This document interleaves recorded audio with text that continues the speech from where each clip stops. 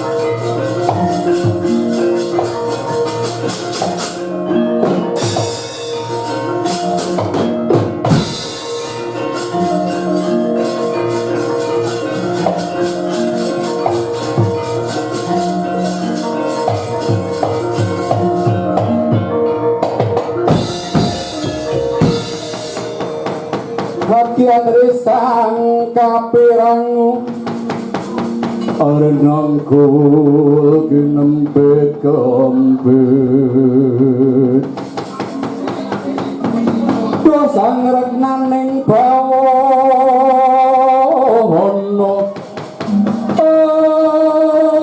yo si tukang walang ati yo si tukang nesing tias yo si tukang kudu garing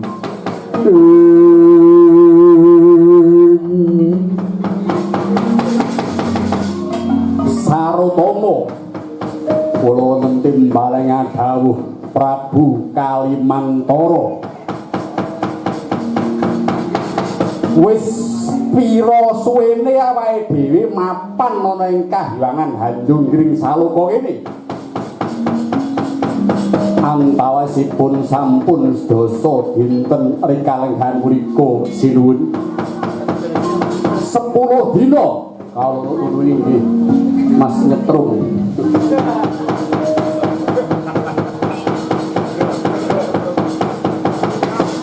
sampun rikalenggan sedasa ari menika kesuwen pupun Bathara Guru ora enggal ngulungake palungguhane peparingipun sinuwun ayo kayangan dobrak-abrik ae kawula nuwun inggih sendika ngesaken dawuh sinuwun maju para ngarsa aku bakal nitih Garuda Mahambira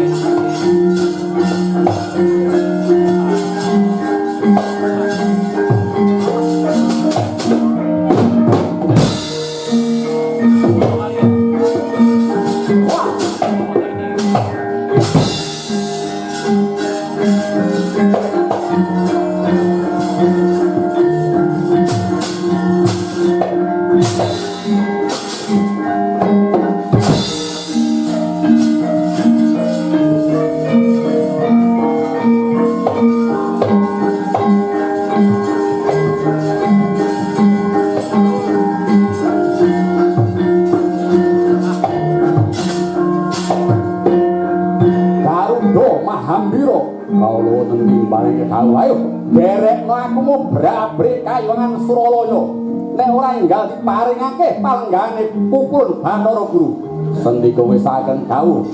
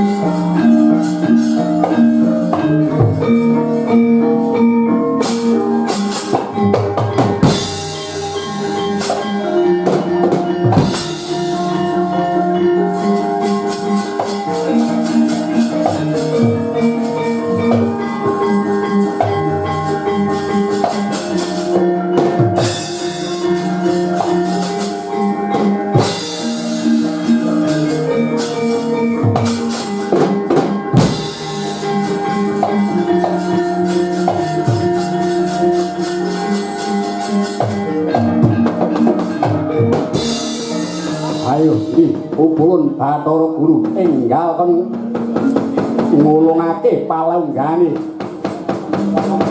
maju para ngarsa bles lanat dus paten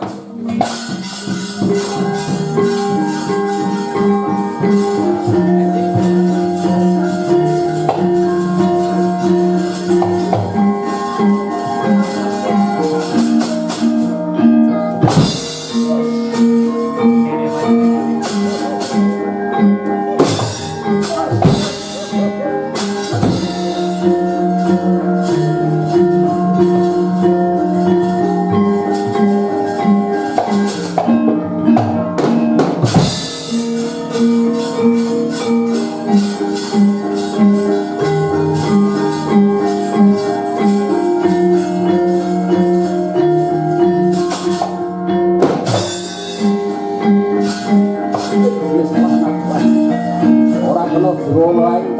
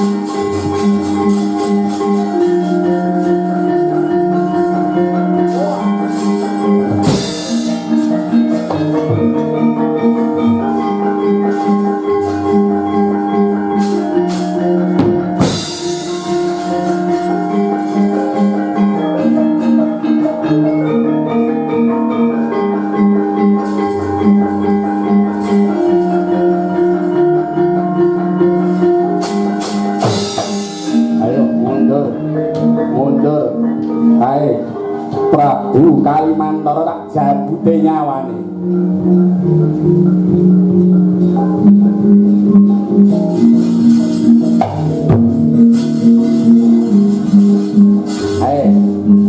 Kowe wani-wani karo para dewa ayuh tanding ana legane atiku. Bathara Gurang ngulungake palunggane kakon obra-abrik jabut nyawam.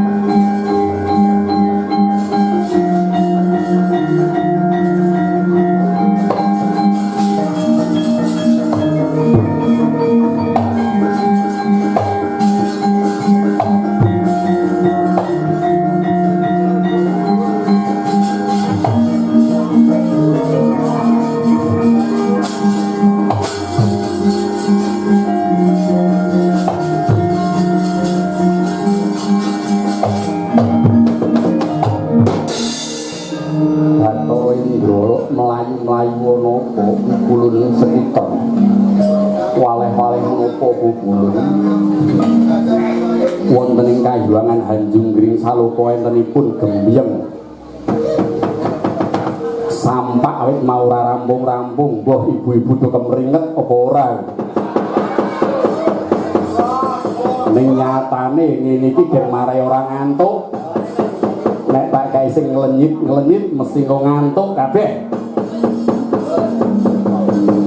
banjur perang karo sapa Prabu Kalimantara. Prabu Kalimantara.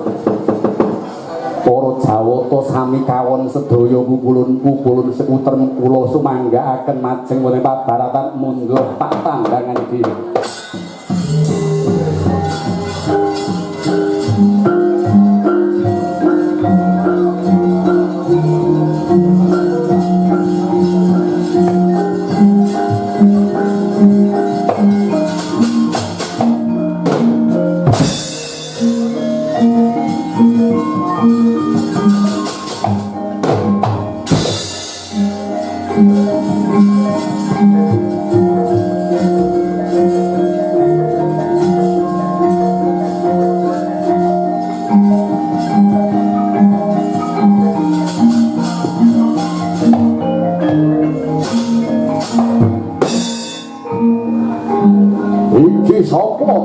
Baratan aku sekutrem wah liyane kalah kabeh ayo maju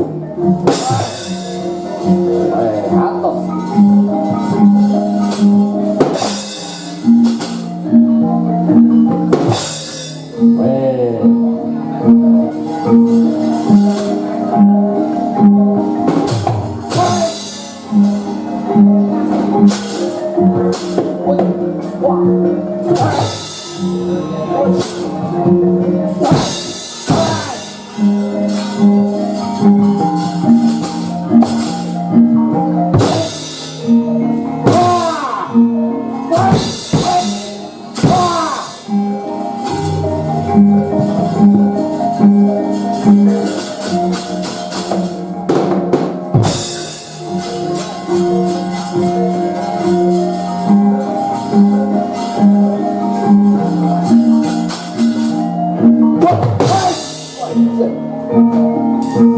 tangane cilik mangan tepe ra sama-sama yo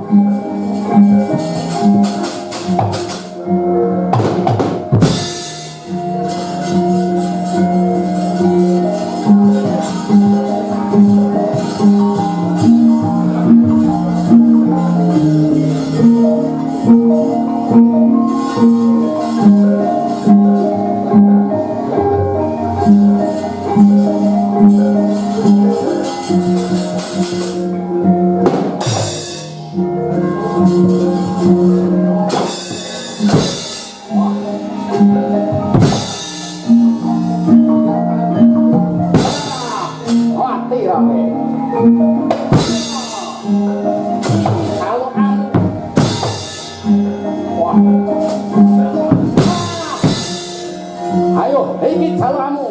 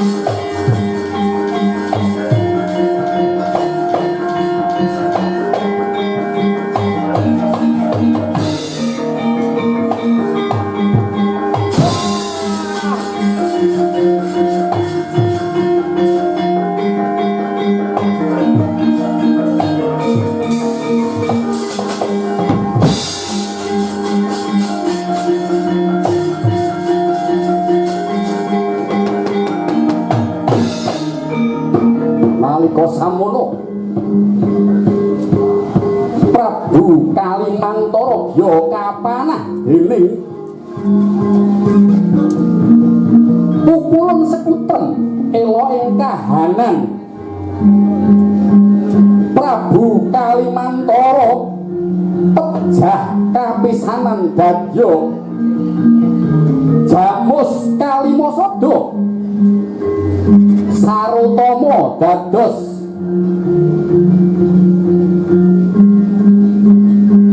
Toninje wujute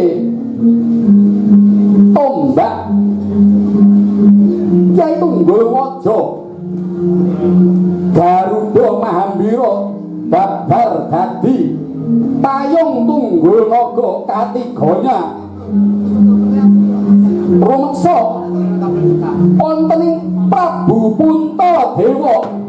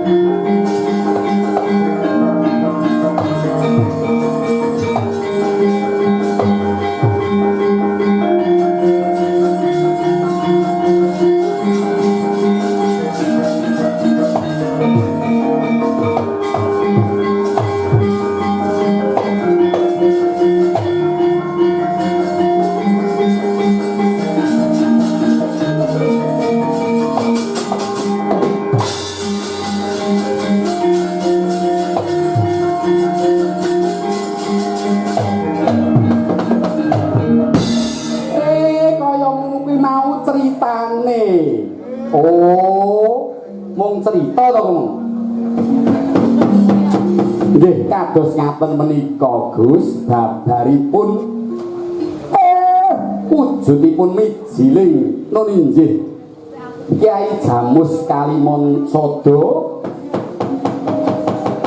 payung tunggul naga tuwin tumbak Kyai Karawelang inggih Kyai Semar kaya mangkono Kyai Semar mungguh kasekteni kang aran Jamus Kalimasada inggih ora ketung kae ibu-ibu kae do kemringet engko nek kondur awake do mambu kabeh ning semangat nggih Bu ora ketung sampak di sirepke ora maju-maju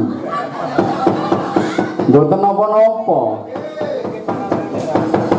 bakune pentas niki spektakuler Kakang Nayantaka inggih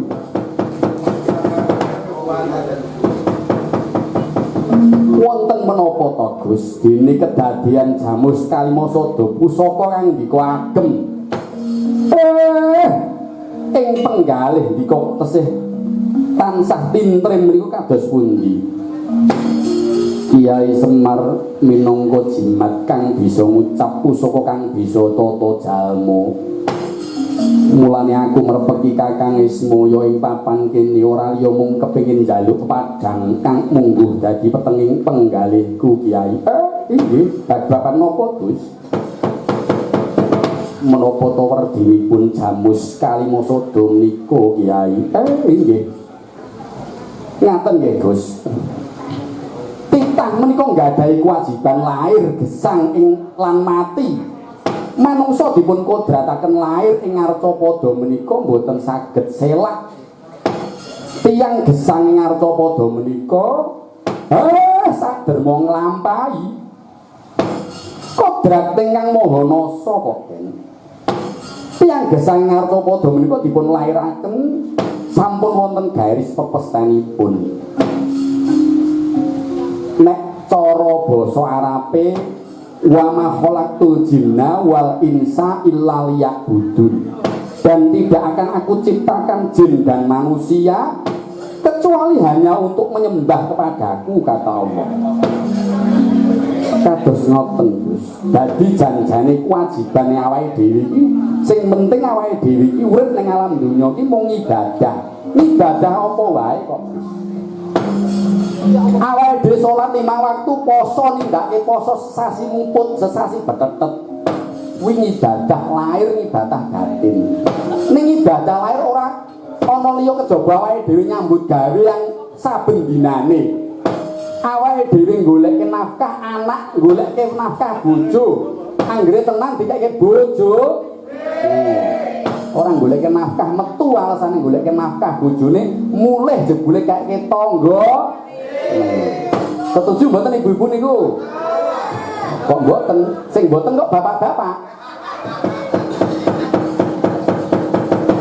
dados den menawi ndika menika ibadah marang Gusti Kang Karya Jagat kalebu bengi iki wayang dakwah iku uga ibadah Gus iya Kyai Semar nanging Kyai wektu iki durung kasembatan kang dadi pandungaku ngeten nggih Gus wong ki isane mung ndonga karo ndonga njaluk mula awake kudu bersyukur la in sakartum la azidanakum wa la in kafartum inna adzabila sadid sok sapa wonge bersyukur karo Gusti Kang Karya Jagat mula Gusti bakal paring nikmat nek Gusti wis ora gelem paring nikmat nek kowe ora gelem nyukuri nikmate karo Gusti Allah gampang Gusti Allah njabut nikmatmu wis dikei derajat pangkat jadi komandan Pak Polisi komandan Pak Tentara jadi kepala sekolah kok neko-neko bojone ora dikandani rezeki sing saka Gusti Allah didelikake ora diparingke bojone kuwi ateges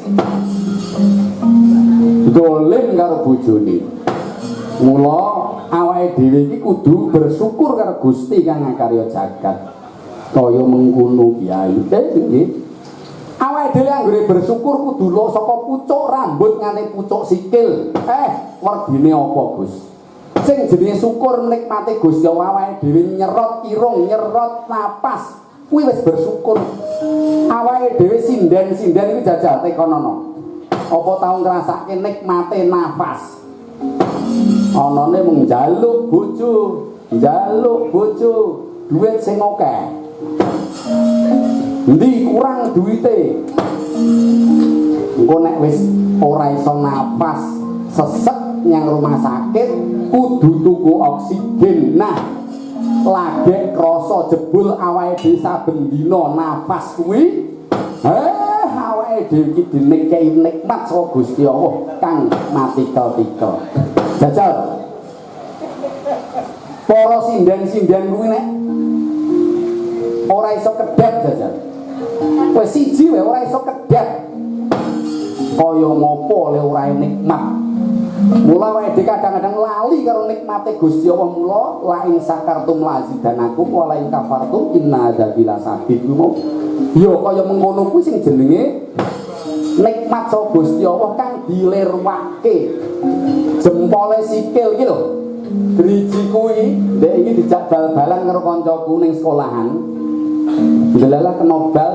Nah, ora iso obahe ora iso apik. Mula nggih nyekel wayang ya ora iso apik, ora iso becik. Iki adik ngerti syukure, Pak. Menawa nikmate Gusti Allah driji iso obah. Tak tekok yoga-yoga sing gawe ngerokok.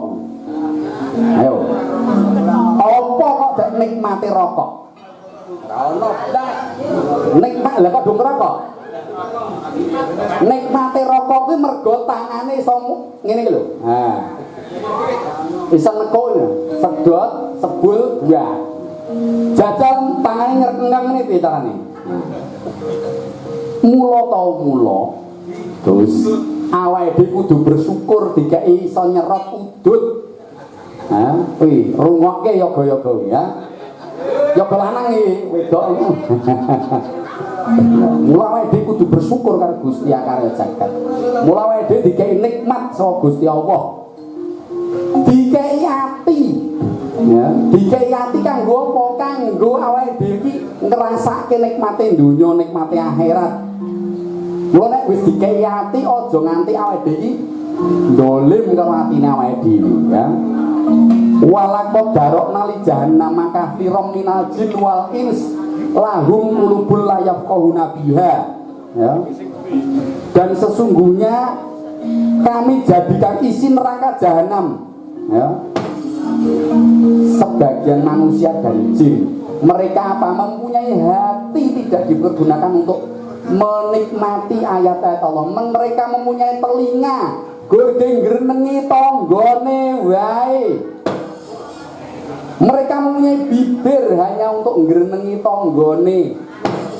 Kae mase ora asli lho. Kae lipstike ora asli lho. Mulane awake dhewe gelem nikmati saka Gusti Allah kuwi, awake dhewe ora bakal nglirwake ayat Al-Qur'an, ayat Al-A'raf ayat 179 sing tak sebutake mau. Mula Gus, ayo awake dhewe kudu bersyukur marang Gusti kang karya jagat. Menapa ingkang ndika badhe suwun Gus? Inggih, Kyai. Aku mung njaluk siji. Mergo aku wis nampa wujuding Jamus Kalimasada. Mula aku bakal apa tok wedaring Jamus Kalimasada.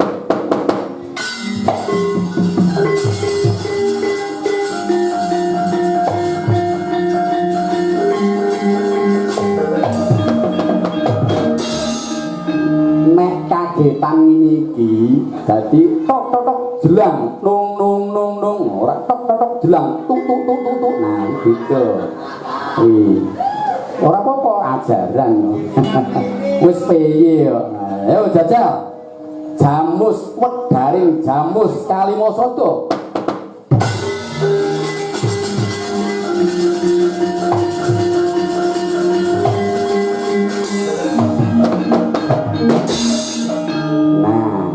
Wah sesok payu neng ngene Simpang 5. Wah tanggapan piye tenan pokoke, tepuk tangan.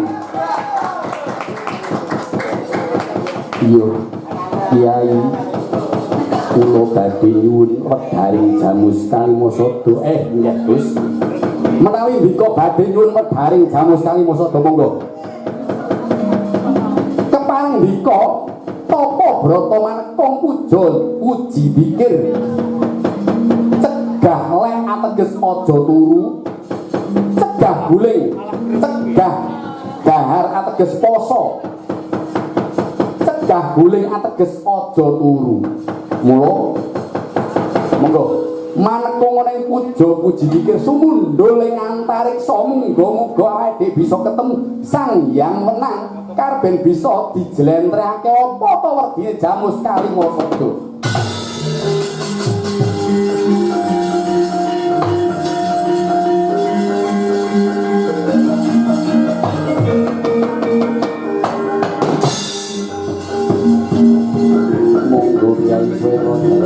Ayo Gus manekung bareng-bareng yang sanggar pamelengan Yai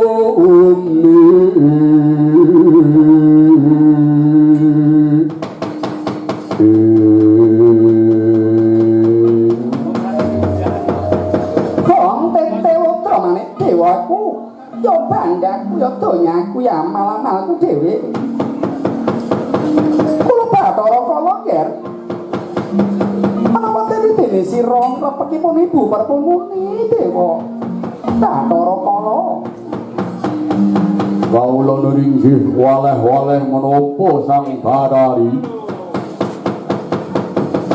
butane ketinggalan ning omah Sang Bathari. Mula iki sak kecekele Sang Bathari. Bathara Kala lagek wae tuku soto karo bakso ning mburi kono. Waleh-waleh menapa Sang Bathari kula badhe anadah kala mangsa dumateng para Pandhawa ingkang minangka sukertaning Sang Bathara Kala. Ya Nger, menawa sadèrèng kang dadi lakumu, pun ibu permuni bakal matur nyang kayuangan Hanjung Gring Saloka. Bakal nyuniti palilah karo pekulon Bathara Guru Nger. Dene sira tumuju ning negara Ngamartaya Nger. Enggal sirnakna para anak Pandhawa. Pun ibu bakal lumarep ning kayuangan Hanjung Gring Saloka bakal mamerjaya marang momongane para Pandhawa, anakku Nger. Bathara Kala sigra mangsa sumembah anut iramu.